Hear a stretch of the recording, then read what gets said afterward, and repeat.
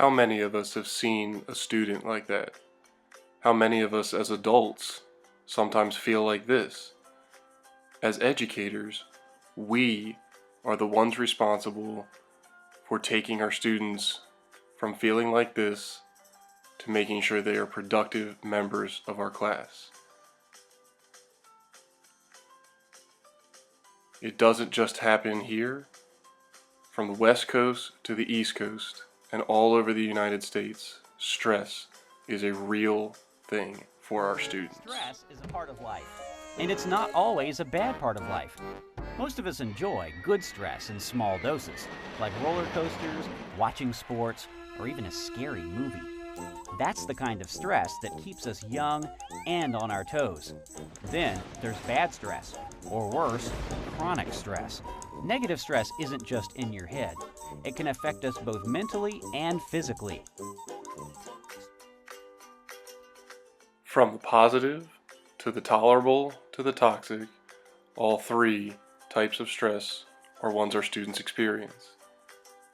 Maybe you've had a class that looks something like this. Understanding that there are so many personalities that will come through your students and ways in which they will react. My job as a health and physical education teacher is to keep my students' cortisol levels and functioning power in the middle. Not high, not low, but understanding where they come from and what they are dealing with. Students will have a fight or flight instinct. This is a natural reaction to stress hormones in the body. How many times have you as a student felt like you've gotten to the top of your stress meter and felt like you couldn't do anything more but hit the panic button? When kids experience stress, or when anyone experiences stress, there is a release of cortisol and adrenaline, which causes the blood to leave the brain and go to the muscles to engage yourself in fight or flight, right? It's a very reptilian brain response, okay? And we have no control over it, all right? What immediately happens, so the blood sugar is also diverted from the brain, your immunity is lowered, and it causes deteriorations of portions of the brain, which can lead to temporary or permanent memory loss, and possibly absenteeism if immunity is lowered. So bottom line. For me, the bottom line is to keep calm and show them exactly how to manage their stress. It's not easy, but it can be done. So how does all this stress affect our students' learning?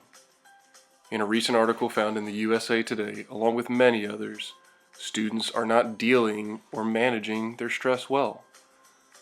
The CDC shows statistics on how our teens react: angry, anxious, overwhelmed, sad, or depressed. They possibly skipped a meal. A lot of these carry weight throughout our school day and affect them learning. The ways in which they have managed stress have changed. They're playing more video games, they're surfing the web, which can even cause more stress, rather than exercising, walking, playing sports, being part of a team, or just being outside. As we look at their healthy ways to cope with stress, the CDC and many other health professions ask you to just take care of yourself.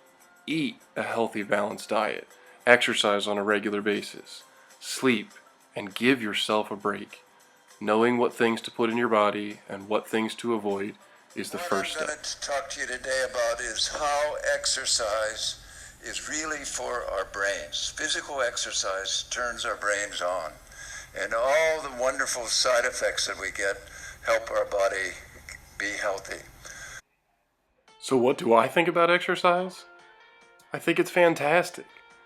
Do I think it works for everybody? Not necessarily. Some people need to go see the nurse. Some people need to talk. Some people need to see their counselor or talk to a friend. There are so many different ways to deal with stress. We just have to make sure our kids know about it. It's not just enough to take another pill, to be prescribed something. You can't always just put a band-aid on it and expect it to fix it temporarily.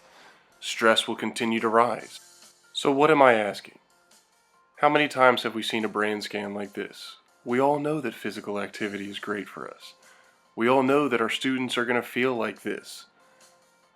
We experience the same emotions.